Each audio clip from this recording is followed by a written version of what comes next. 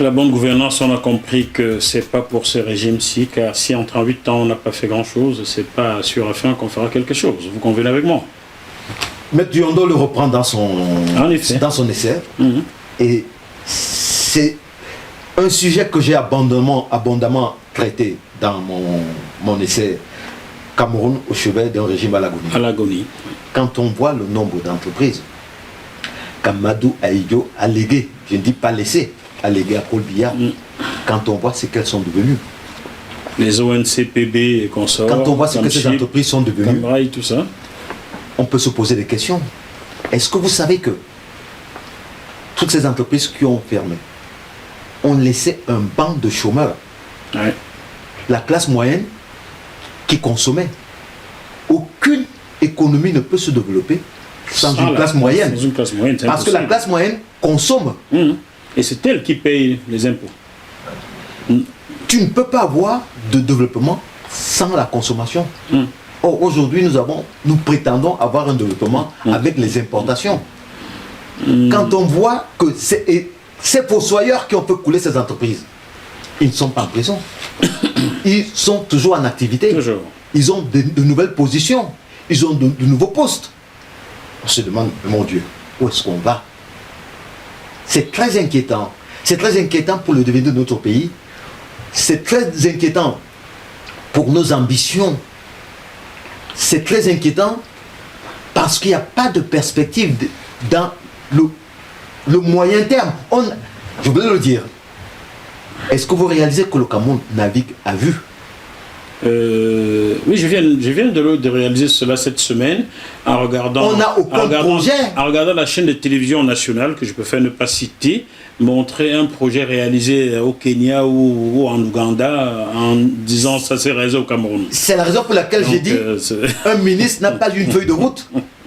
Regardez l'autoroute Douala-Yaoundé. On vous dit aujourd'hui on a déjà fait 50 km. Le lendemain on a 55 km. Et les milliards pleuvent. Regardez ce qui se passe au niveau de la CAN. Paul Biya s'est présenté à ses concitoyens pour leur dire la CAN aura lieu, je m'engage. Le jour dit. Le jour dit et je m'engage. La CAN n'a jamais eu lieu. Est-ce que Paul Biya est passé devant ses concitoyens pour leur dire je suis désolé, je m'excuse, la CAN n'a pas lieu, n'a pas été réalisée. Mais je vais plus loin. Les budgets qui ont été votés alloués à cela et alloués à la CAN ont disparu. Personne n'a été inquiété à nos jours. Oui, seuls les opposants vont en prison dans ce pays-là. Il faut quand même me dire que l'impunité que l'on constate actuellement au Cameroun est inquiétante. Elle donne du zèle aux prédateurs de la chose publique. Et ça, c'est très inquiétant. Comment voulez-vous que les prisonniers à Kondengui fêtent leur anniversaire et font venir des évêques pour célébrer une messe dans une prison sans que le régisseur de prison soit inquiété, sans que l'Église rende des comptes?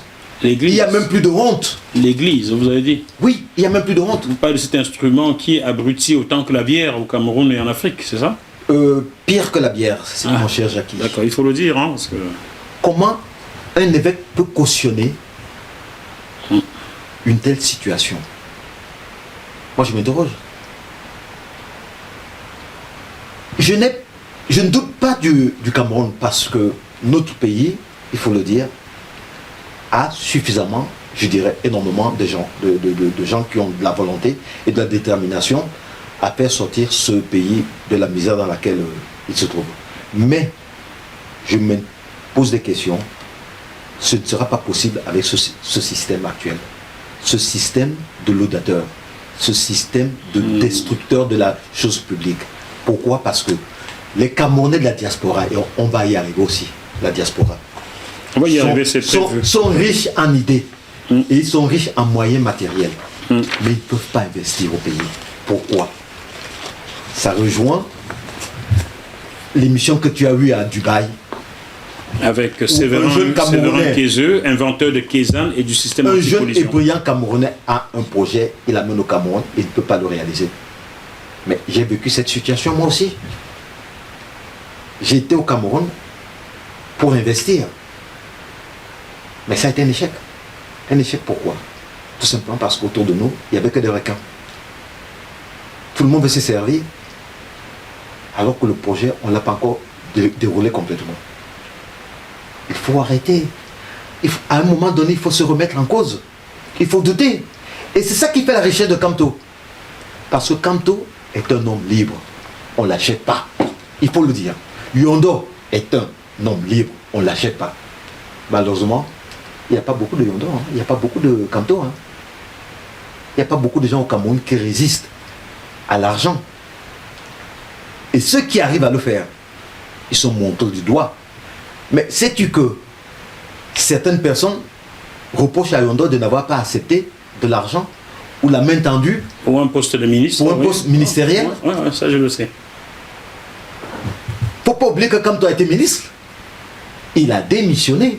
Attendez, il a été... Combien de personnes peuvent démissionner dans un ministère au Cameroun? Il a été ministre pour rendre service à son pays. Et quand il a fini sa mission, il a dit je pars. Je m'en vais. Combien de personnes au Cameroun peuvent quitter leur poste? Moi, je vois des ministres qui sont en exercice depuis 20 ans, 30 ans, 40 ans. Vous parlez de votre ami? Vous avez un ami qui est ministre, là? Je ne parle pas seulement d'un ami. Ça fait 20 ans qu'il est au même poste, qu'il est ministre. Je ne parle pas seulement d'un ami, je parle des ministres en général. Est-ce que c'est normal? Mais déjà... Déjà, c'est normal, tu sais pourquoi? Quand on parle de normalité, c'est normal parce qu'on a déjà un président à vie. Ben, à vie, oui. Pourquoi un ministre ne serait pas à vie s'il est au service de son bienfaiteur? De son créateur. Ils ont déclaré, M. Famendongo a dit qu'il est une créature de M. Biya. Donc... Et là encore, ça détermine la pauvreté d'esprit d'un prétendu intellectuel qui dit je suis la créature de quelqu'un. Oui. Ministre de l'enseignement, comment? Inférieur. Supérieur. Inférieur. Ah oui. Pourquoi je dis inférieur? Parce que dans tout ce cataclysme, l'enseignement au Cameroun est à genoux. La valeur du diplôme est remise en cause. Le niveau des étudiants, le niveau des enseignants, qui ne se recyclent pas. Dans les pays, un pays comme comment on appelle, la Corée du Sud. Tu sais pourquoi la Corée du Sud est très forte? Non. Parce qu'elle paye très bien ses enseignants. Oui, ça, le pays a cette réputation-là, oui. Et quand on a de bons enseignants, on a de bonnes écoles. Au Cameroun, les enseignants sont des mendiants. Comment voulez-vous qu'ils s'investissent? Un enseignant au Cameroun a son petit champ de manioc à 10 km de la ville. Ou c'est pour les copies pour les vendre en classe, pour vendre des notes. Vous permettez, Michel Lobec, que je vous explique aux téléspectateurs, il y a de ça 27 ans, je commettais un petit essai que j'avais intitulé, que j'avais baptisé « L'éducation au fond du naufrage », avec pour sous-titre « La baisse du niveau scolaire au Cameroun ». J'étais aidé dans mon travail par le feu bentologue Boujeka, qui était à l'université Yaoundé, à la documentation. Et j'étais allé à la rencontre de M. Augustin Edzoa, je le cite. Il était à l'époque proviseur du lycée de Nkondongo pour lui demander une interview. J'avais failli me retrouver à la police.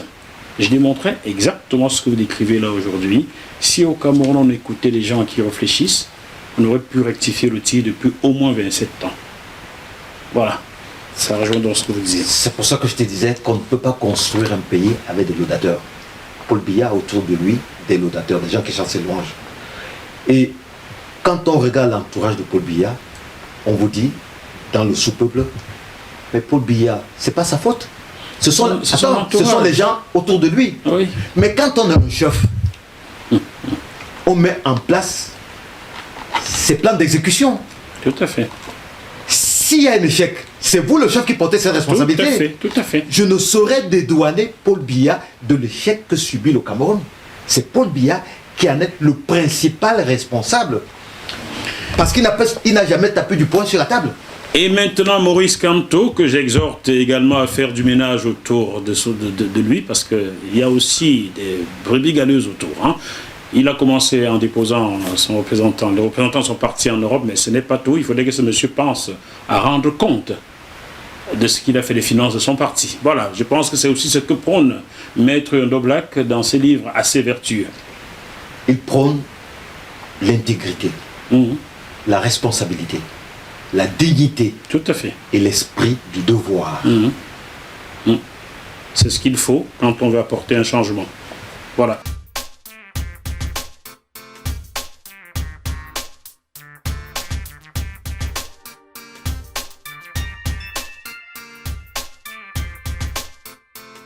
Nous sommes toujours dans le bœuf politique et nous recevons aujourd'hui Michel Lobé qui vient parler de ce livre. Et maintenant, Maurice Kamto, livre écrit par Maître Yondo Black Mandingue, préfacé par Maître Robert Dossou, postfacé par Martin Bapek. On n'a pas parlé de Martin Bapek. Vous le connaissez peut-être, non? Non, j'ai pas eu ce privilège. Mais je dois avouer que lorsqu'on lit la postface, on réalise que c'est une écriture très fine, donc qui ne peut être que celle de quelqu'un de très éclairé.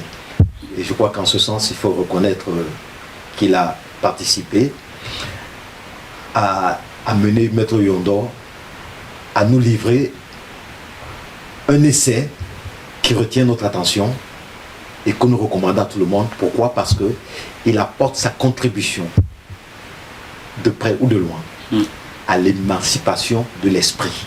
De l'esprit. À sortir de cette servitude dans laquelle nous nous trouvons et que nous ne semblons pas reconnaître. Que nous ne semblions pas reconnaître. Et la question que je vais vous poser maintenant concerne l'émergence si chère à M. Biya.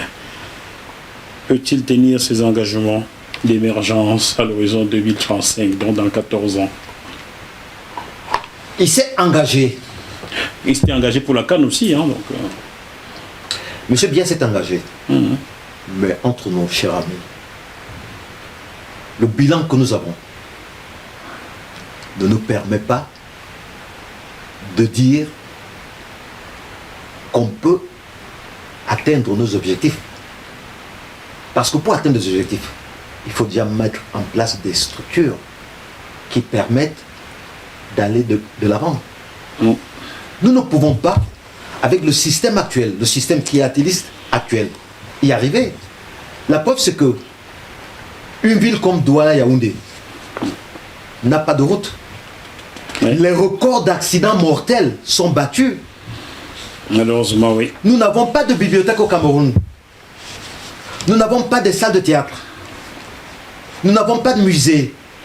L'école est en délitement. Citez-moi plutôt ce que vous avez comme ça, parce que vous n'avez pas, il y a beaucoup, vous ne pourrez pas. Citez-moi plutôt ce que vous avez. Je te dirais que nous sommes dans une phase dite critique. Et quand on est dans une phase critique, mon cher Jackie, il faut s'interroger. En vérité, le problème que nous avons aujourd'hui en Afrique, c'est qu'on s'interroge peu. Et ceux qui s'interrogent, ce sont ceux qui se sentent libres dans l'esprit. Il y en a à l'appel. Mais malheureusement, je reviens sur ce que j'ai dit de la grenouille, de la métaphore. La métaphore de la grenouille. Beaucoup sont atteints de ce syndrome. Syndrome de Steinkorn. Nous avons ce problème. Et on a une solution. La solution, c'est quoi? Penser avant de passer à l'action. Et qui le dit? C'est Maurice Kamto. Et Maître Yondo Black également. Il faut le reconnaître. Il faut le reconnaître. Moi, je dirais que c'est Kamto qui le dit. Yondo le pense. Yondo l'écrit. Mais Kamto est dans cette situation. Il impulse. Mais le problème que nous avons, c'est qu'autour d'une prétendue opposition, il n'y a que des brebis galeuses. Regardez l'UPC, qui est un parti noble. Un parti qui fut un parti noble. Je vais y arriver. Un parti pour lequel il y a eu des sacrifices. Quand on voit les héros du Cameroun, on te parle de Niobé, on te parle de Neswandi qui a été fusillé publiquement, on te parle d'Abel Kingé, on te parle de quelqu'un qui a sacrifié sa vie comme Rodolphe Douala Mangabel. Le Cameroun ne manque pas d'euros. Regardez les essais Afanda. Regardez quelqu'un comme Mongo Betty, qui est une richesse en lui seul. Le Cameroun ne manque pas de nom, ne manque pas de grandes figures. Mais ce qui manque au Cameroun d'aujourd'hui, ce sont les idées. À ceux qui dirigent, vous voulez dire? Je parle du pouvoir en place. Parce que ce pouvoir, malheureusement, a choisi la voie de la facilité. Mais la facilité, ça ne peut pas en pays. La facilité et l'injustice. Parce que nous avons bien un ministère de la justice. Mais je crois qu'il faudrait le nommer un ministère de l'injustice. Ah. J'allais en arriver là parce que dans un pays doté d'un ministère de la justice, on interpelle les gens, on les garde préventifs 10 ans quand même. Quand on voit les prétendus prisonniers éperviers, on n'a jamais confisqué leurs biens pour mettre cette richesse à la disposition de l'État pour une nouvelle redistribution. Non. Ce sont des prisonniers de luxe et qui vivent avec un train de vie. Attends, regardez un pays comme le Cameroun. Un inspecteur des douanes a 10 maisons, 4 voitures dans son parc. Personne ne se pose de questions. Un fonctionnaire. Alors, permettez-moi de le dire, chers téléspectateurs, pour avoir 1 milliard de francs CFA, il faut avoir économisé 3 millions de francs CFA chaque mois durant 27 ans. Je n'ai pas dit 27 mois. 27 ans, 6 mois et 9 jours pour avoir 1 milliard. 3 millions chaque mois, 12 mois, fois 27, plus 6 mois, plus 9 jours pour avoir 1 milliard. Alors, quand on sait quel est le salaire d'un ministre, d'un inspecteur de douane, comment fait-il pour avoir autant de biens en même pas 10 ans? Comment fait-il? Alors qu'un enseignant est humilié par son salaire, un médecin est humilié par son salaire. C'est de l'humiliation. Le salaire d'un médecin au Cameroun, c'est aberrant, c'est inimaginable. 250 000. Mais c'est une insulte quand on a fait autant d'études, quand on a prononcé le serment d'Hippocrate pour servir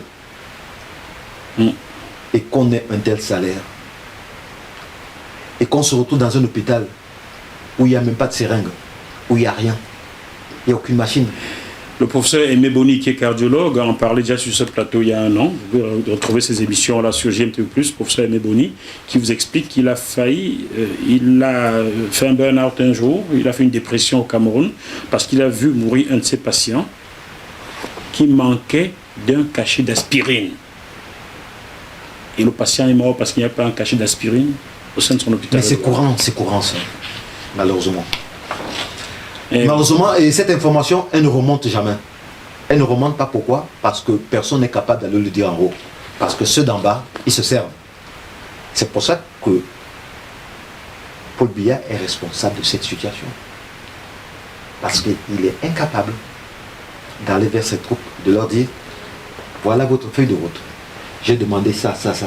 J'ai accordé un budget pour le faire. Apportez-moi les résultats. Bien, l'État a accordé un budget, c'est pas son argent. Voyons à la fin de l'exercice s'il y a des actions de correction pour que la prochaine année, nous puissions y arriver. On navigue à vue. Et depuis plusieurs années. Depuis... Tu es très gentil, mon cher ami. C'est si peu dire, depuis plusieurs années.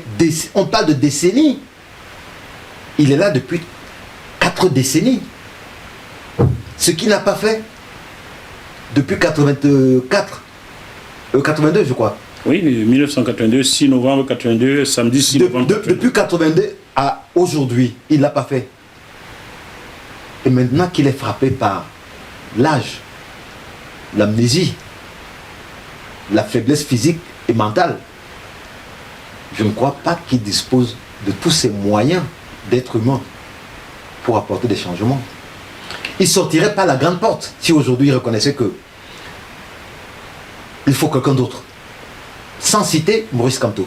Il paraîtrait qu'il y a quelqu'un d'autre. Je vois l'ambassadeur de France, Christophe Guilou, qui sillonne tout le Cameroun, qui va visiter les centres touristiques à l'ouest, qui va rencontrer les rois Bamileke.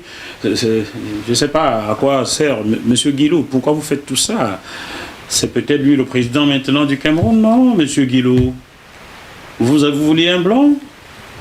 C'est la raison pour laquelle, je le répète encore, nous ne sommes pas sortis de notre servitude Et de ce point de vue, j'ai peur que nous ayons à signer les accords de coopération que nous avons avec la France et qui expirent le 26 décembre. Vous vous impliquez directement dans la prochaine question. Les accords de coopération arrivent à leur terme le 26 décembre 2020. Qu'en pensez-vous? Faut-il les renouveler comme l'exigerait la France? Ou bien faut-il tout arrêter maintenant et quitter le franc CFA? Avec ce régime qui veut se maintenir en place, vous ne savez pas... que faut-il faire? Mon cher ami, tu viens de poser une question qui nous interpelle tous, mais une question très épineuse. C'est une question qui nous ramène à des années de sacrifice. Quand je parle de sacrifice, je parle de cette guerre d'indépendance pour laquelle nos héros se sont battus et ils ont laissé leur peau.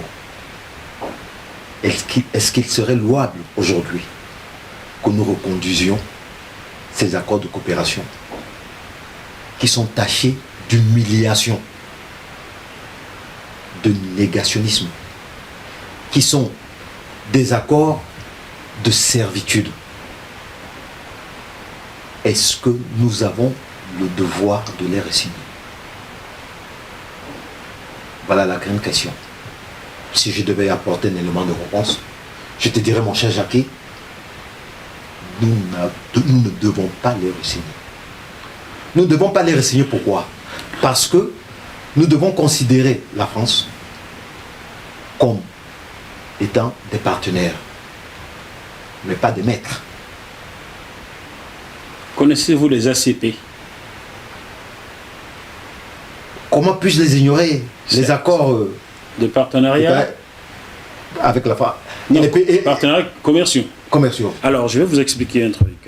Samedi 8 décembre 2007, au sommet des chefs d'État européens et africains de Lisbonne, Nicolas Sarkozy, alors président de la République française, réunit les chefs d'État d'Afrique noire francophone dans une pièce pour leur... Les sous-préfets.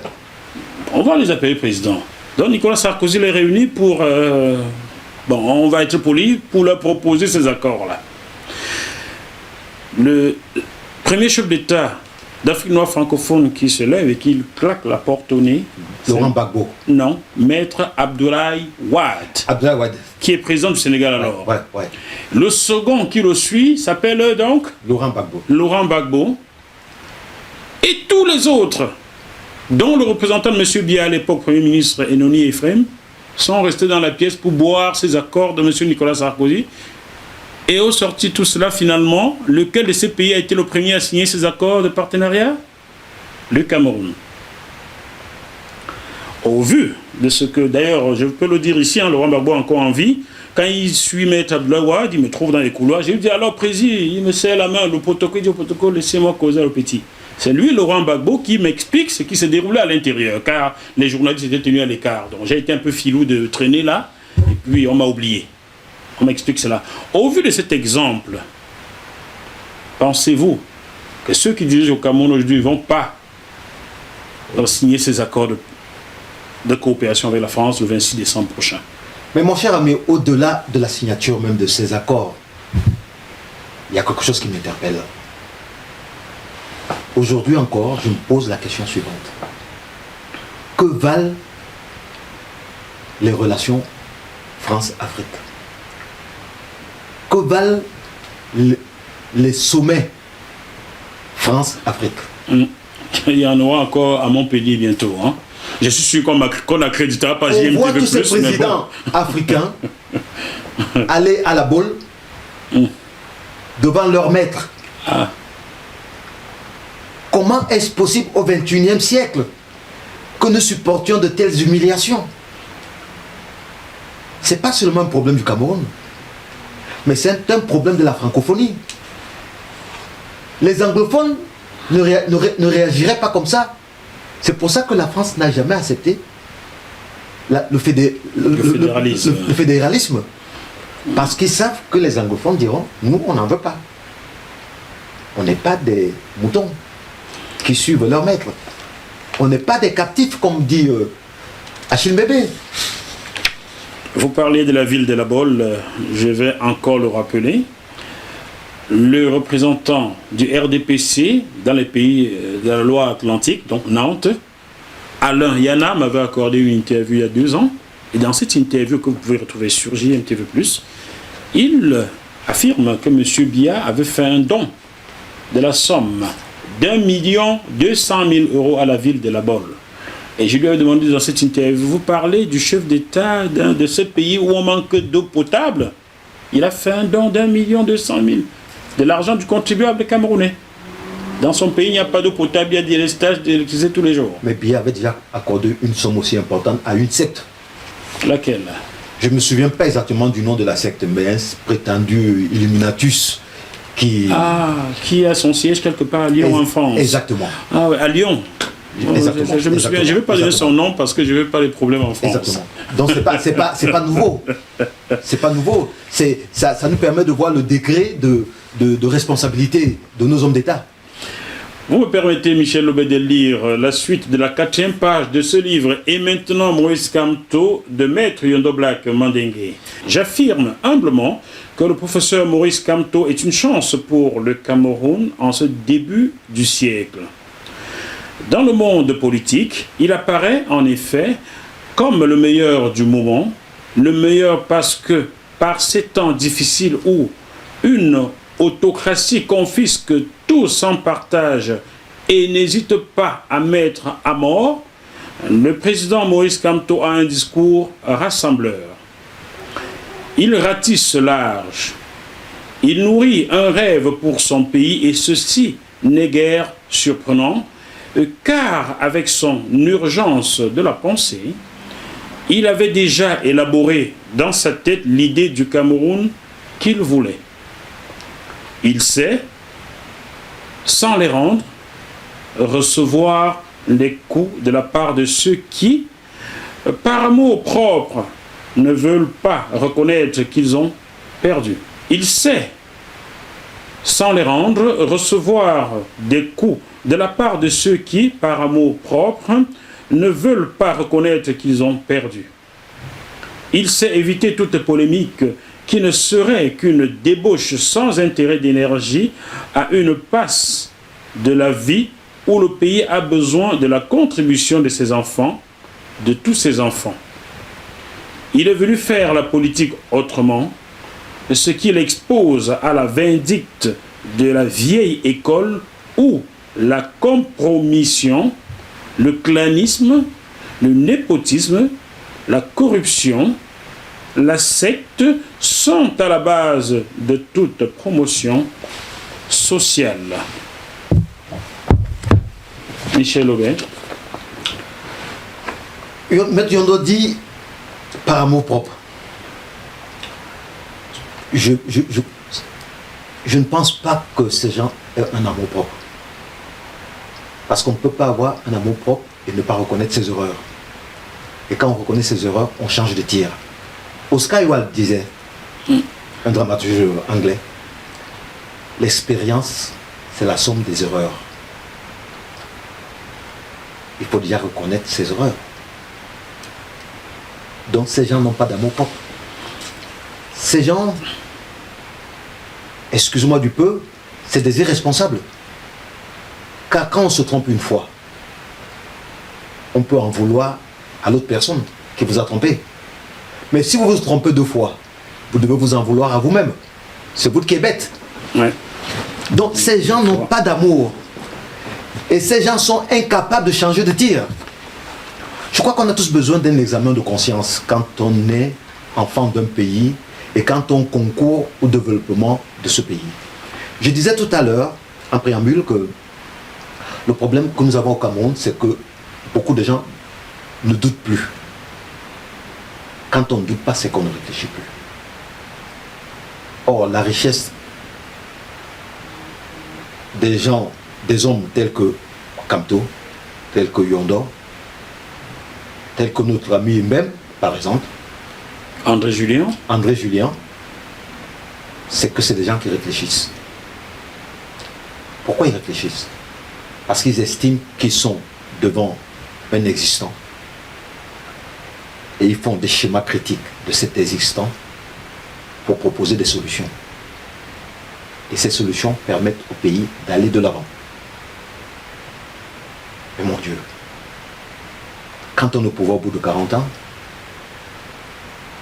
on doit se dire, il faut changer. Même le Christ, vous qui parlez de religion tout le temps, au bout de 40 ans, on l'a mis à l'écart. Hein. On l'a crucifié. C'était avant 40 ans d'ailleurs. Hein. À 38 ans, je crois. 33. À 33 ans, on l'a crucifié. Le problème que nous avons au Cameroun aujourd'hui, c'est que les gens ne doutent plus. Douter, c'est une bonne chose. J'aime mieux avoir affaire à un enfant ou à un homme qui doute. Parce que ça me permet moi-même de me remettre en cause. Et me remettre en cause, c'est quoi? C'est de regarder mon organisation, c'est de regarder ma structure, c'est d'avoir des perspectives et c'est de rêver. Est-ce que le Camerounais rêve? Je ne pense pas. Nous allons sur la dernière partie de cette émission. Maurice Kamto dit préparer les Camerounais pour une gouvernance démocratique et transparente. 3 dimensions essentielles auront le succès, pour lui, du projet politique: l'économie, le social et la démocratie. Qu'est-ce que vous en pensez? C'est aussi ce que Maître Leblac décrit en quelque sorte dans ce livre. Hein. Vous savez, quand on veut gouverner un pays, quand on choisit la voie de la politique, c'est-à-dire que lorsqu'on s'expose, parce que quand on choisit ce chemin, qu'a choisi Yondo, qu'a choisi Kamto, on s'expose. On ne peut pas pérorer toute la journée. Il faut avoir un projet. Il faut que ce projet soit conçu et réalisé par une équipe. La force de Maurice Kamto, c'est qu'il a autour de lui une équipe. Même si, comme dans toutes les configurations, il y a quelques brebis galeuses. C'est ce qui fait la richesse d'une équipe. Il faut un peu de tout pour faire un monde. Hein. Exactement. Il faut s'en rendre compte à temps et faire le nettoyage, ce qu'il est en train de faire, je crois. Exactement. Il faut avoir une équipe. Et cette équipe, c'est une richesse. Une richesse plurielle. Parce que chacun apporte ses connaissances. Chacun apporte ses doutes. On débat. Le débat a lieu. C'est pas comme dans nos assemblées législatives où tout vient du palais. Et ils ne sont là que pour parapher les décisions qui viennent du palais. Bon, il y a un débat politique. Cabral Libri l'a dit dernièrement. Ah bon? Parce que moi, je suis un homme d'esprit. J'écoute tout le monde. Qu'a-t-il dit? Il a dit qu'on ne peut débattre de rien à l'Assemblée. Ah bon, il vient de s'en rendre compte maintenant? Il a dit quelque chose dans ce genre. Ah. Je me pose la question, est-ce que c'est seulement maintenant que M. Cabral Libri se rend compte? M. Cabral Libri, on se connaît, vous avez mon numéro, j'ai le vôtre. Venez un peu m'expliquer ce que vous faites à Makak, ce que vous dites de Mme Yogo à Makak. Venez l'expliquer sur ce plateau, venez en France tout le temps, vous ne me calculez plus, parce que vous savez ce que vous faites à Makak. Dites-moi que vous ne prenez pas le tribalisme à Makak. Vous venez souvent vous rendre compte que vous ne direz pas rien à l'Assemblée nationale. Le pouvoir politique a besoin de vivre. Il a besoin d'une vie. Avec des mouvements, des interférences. Et il a besoin d'être à l'écoute. Et quand il est à l'écoute, il prend des notes. Ces notes permettent d'évoluer vers des changements qu'impose le peuple. Mais quand on vit dans une forme d'unicité, où il n'y a qu'une voix, d'accord, et qu'on vous dise, voilà comment nous fonctionnons. Mais le pays s'enfonce tous les jours. Il s'enfonce tous les jours. Et tous les jours, on pleure. Mais comme ce sont des grenouilles qui sont condamnées à être cuites, ils se disent, ah, peut-être que ça va changer. Ou alors, l'expression récurrente que nous avons au pays, on va faire comment? On va faire comment? Mais c'est une note, pas de désespoir, c'est une note humiliante. Et en contrepartie, on vous ajouterait, c'est Dieu qui le veut. Ah, Dieu. Moi, si Dieu est mon créateur, je ne crois pas qu'il supporterait que je ne sois pas heureux. Je ne crois pas. Oh, on vous répondra qu'il a bien laissé mourir son fils Jésus sur la croix. Ça n'a rien à voir. Moi, je n'ai pas connu Jésus. Hein. Moi non plus. Je ne crois même pas en lui déjà. Donc, Je n'ai pas connu Jésus, donc je ne pense pas que Jésus était heureux de mourir sur la croix. Hein. Je ne pense pas. Hein? C'est pour nous sauver, soit dit-on. Je crois qu'aujourd'hui, le Cameroun a besoin de se remettre en cause, mais pour cela, elle a besoin de nouvelles têtes. Et ces nouvelles têtes ont besoin d'un leader. Et ce leader, aujourd'hui, sans parti pris, sans esprit clanique, sans esprit tribaliste. Sans être Baham, vous n'êtes pas Baham, rassurez-moi. Non, hélas, vous êtes Baham d'où? La nature ne m'a pas choisi d'être Baham. Vous êtes d'où? Mais je suis Baham comme tous les Camerounais. Ah, pas tous, hein, bon. On ne choisit pas. Aujourd'hui, on dit Maurice Kamto est un Bamileke. Mais Maurice Kamto n'a pas choisi d'être Bamileke. Pourquoi on ne dit pas que Aïdio était un Aoussa? Pourquoi on ne dit pas Biya est un Béti?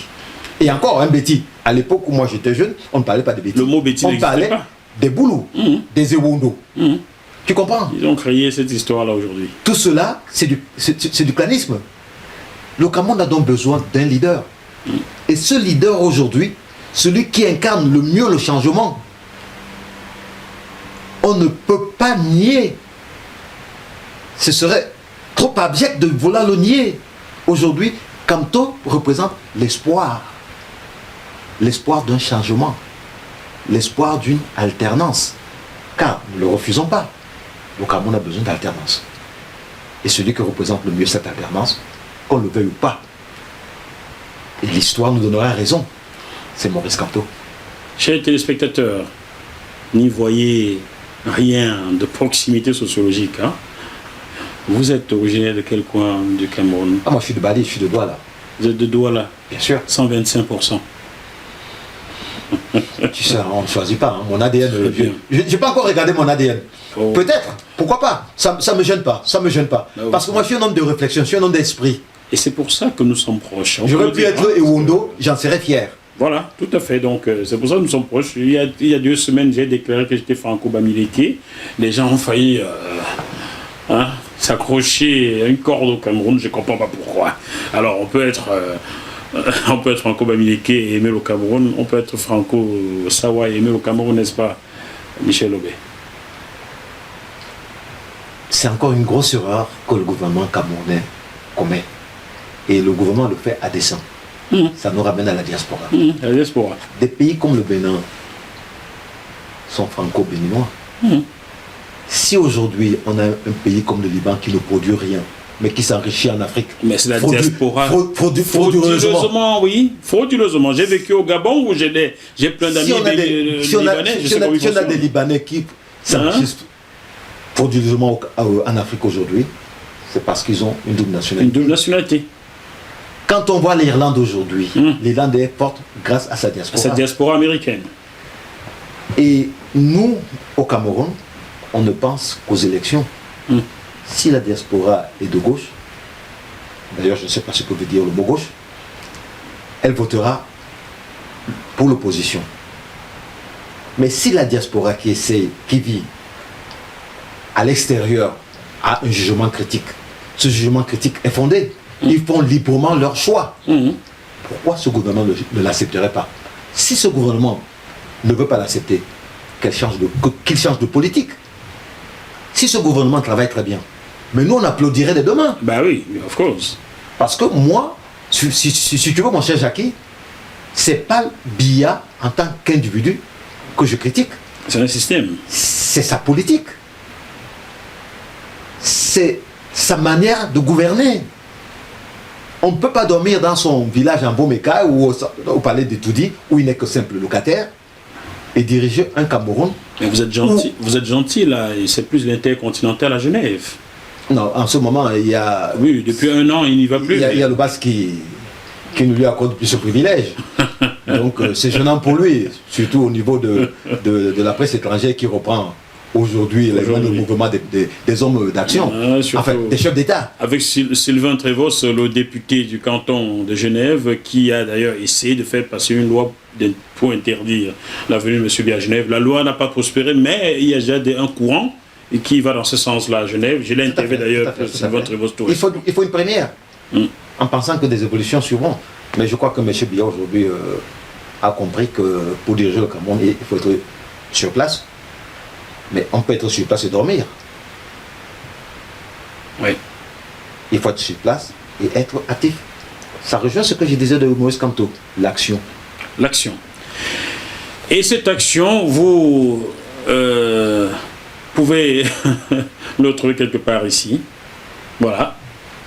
Et maintenant, Maurice Kamto, écrit par Maître Yondo Black Mandingue, que nous saluons au passage, préfacé par Maître Robert Dosso, postfacé par Martin Bapek. Vous pouvez retrouver cet ouvrage dans tous les points de vente sur Internet ou tout simplement en librairie si vous êtes à Paris.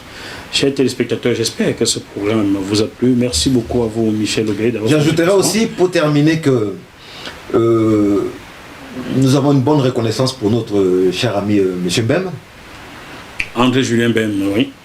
Tout comme notre gratitude va vers Maître Yondo Mandingue Black, qui a eu ce courage politique de se mouiller en pointant du doigt quelqu'un, en disant c'est lui qui est capable d'apporter le changement auquel nous tous nous aspirons. Ça s'appelle de l'honnêteté intellectuelle.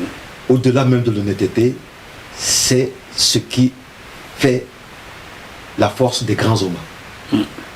Et Maître Yondo en est un. Et puisque vous me tendez la pêche, je vais saluer Christian Pendey-Kouka. Ah, je l'oubliais aussi. Qui est un autre. Il faut aussi reconnaître que dans l'entourage de Maurice Kamto, cet entourage qu'il est en train d'éclaircir, il y a un fidèle parmi les fidèles. Car quand on a à ses côtés un brillant économiste comme Christian Ekouka, oui, qui a été au service de Paul Biya et qui malheureusement a été déçu et a dit non, s'est retiré, et qui a eu le courage politique de se retirer, on voit que Maurice Kamto a fait les meilleurs choix. Et parmi ces choix, il y a aussi Sa Majesté Biloa Efa, que nous saluons. Voilà, et nous pouvons dédier cette émission. Merci beaucoup, Michel Obey. Votre prochain livre sort quand? Au mois de février. Au mois de février. J'ai attendu la fin des prix littéraires pour que je le sorte et qu'en conséquence, selon mon éditeur, qu'il puisse concourir parce qu'il a trouvé assez bien.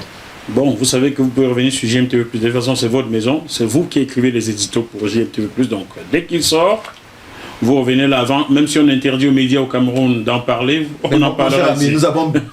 Nous avons bien bravé nos obligations citoyennes pour que cette émission ait lieu. Tout à fait, tout à fait. Voilà, chers téléspectateurs du Bœuf Politique, vous êtes de plus en plus nombreux à nous suivre et nous vous en remercions. On se retrouve sur ce même plateau avec un autre ou d'autres invités dans d'autres cadres. D'ici là, malgré la situation compliquée, gardons quand même la banane. À bientôt. Bye bye. Bye bye. Je demande à GMTV+, de continuer à faire ce travail extrêmement important de recueillir les informations, de les recueillir avec esprit critique, pour ensuite les diffuser comme elle le fait, afin que les esprits s'éveillent, que les consciences s'ouvrent davantage et que les actes suivent.